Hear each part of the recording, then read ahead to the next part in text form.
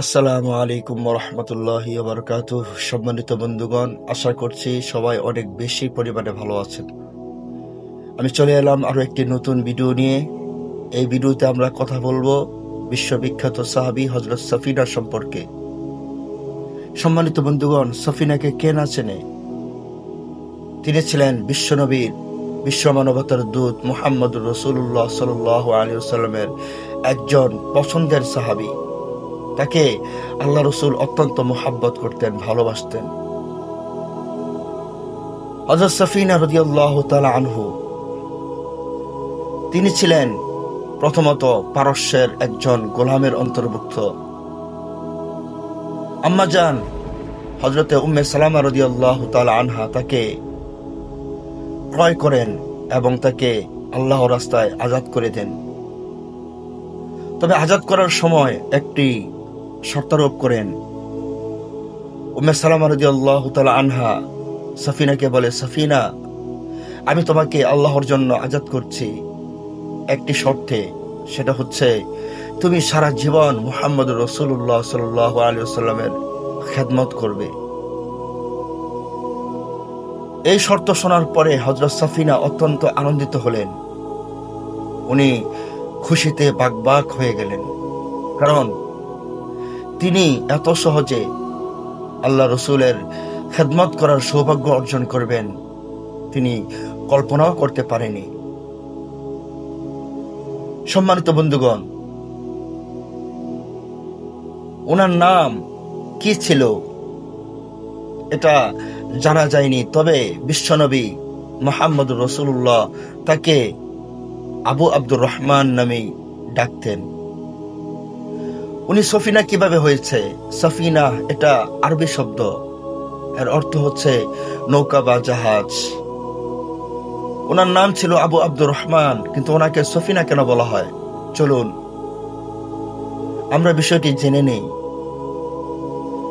রাসূল আকরাম সাল্লাল্লাহু আলাইহি ওয়াসাল্লাম কোন একটি যুদ্ধ করলেন এবং আল্লাহর করমে এবং ফজলে অনেক গনিমতের মাল আল্লাহ রসুল অর্জন করলেন, কিন্তু এই মালগুলো বহন করার মতো তেমন ওটের ব্যবস্থা ছিল না। এই মালগুলোর মধ্যে কিছু মাল ওটের মধ্যে বহন করানো হলো, আর কিছু মাল বহন করার জন্য যখন ওট ছিল না, তখন হযরত আবু আব্দুর রহমান উনি এই বোঝাগুলো ওনার মাথার উপরে বহন করলেন। তখন রাসূল আকরাম সাল্লাল্লাহু আলাইহি ওয়াসাল্লাম তাকে মুহাব্বত করে ভালোবেসে সফিনা নামে আল্লাহ রসুল তাকে সম্বোধন করলেন। তখন থেকেই উনি সফিনা নামে বিশ্বের মধ্যে পরিচিতি লাভ করে। সম্মানিত বন্ধুগণ, ওনার এমন একটি ঘটনা রয়েছে যেটা আজও সমস্ত মুসলমানদেরকে ভাবিয়ে তোলে, যে কিভাবে একটি বাঘ একটি মানুষের সামনে আত্মসমর্পণ করে, কিভাবে একটি বাঘ শক্তিশালী বাঘ হয়ে একজন মানুষের সামনে পরাজয় বরণ করে। আজকে আপনাদেরকে সেই ঘটনাটি শোনাবো। আশা করছি স্কিপ না করে সম্পূর্ণ ঘটনাটি শুনবেন, অনেক ভালো লাগবে। হযরত সফিনা রাদিয়াল্লাহু তাআলা আনহু উনি সমুদ্রের মধ্যে যখন ভ্রমণ করলেন একটা নৌকায় বা একটা জাহাজে, আল্লাহ তাআলা একটা পরীক্ষা করার ইচ্ছা করলেন এবং ওই সমুদ্রের মধ্যে জাহাজটিকে ডুবিয়ে দেন। হযরত সফিনা রাদিয়াল্লাহু তাআলা আনহু অনেক কষ্ট করে একটা জাহাজের পাটাতনে ভর দিয়ে তিনি কোনো মতে একটা জঙ্গলের মধ্যে পদার্পণ করেন।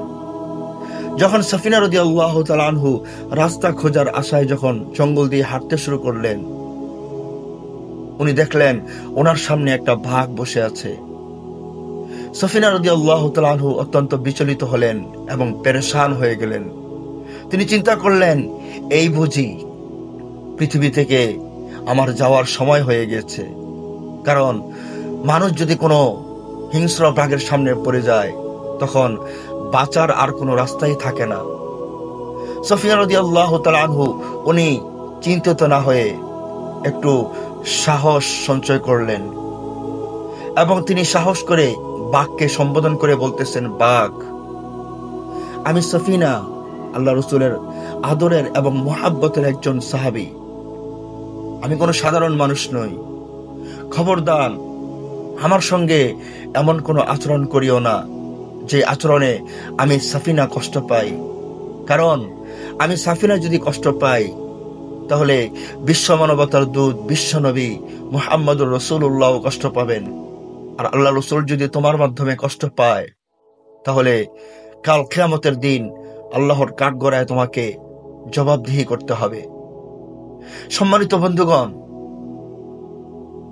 অবাক করা বিষয়, বাঘ সফিনাকে খাওয়ার পরিবর্তে ওনার পায়ের কাছে এসে মাথা নত করে শুয়ে পড়ে এবং সফিনার পা চাটতে শুরু করে।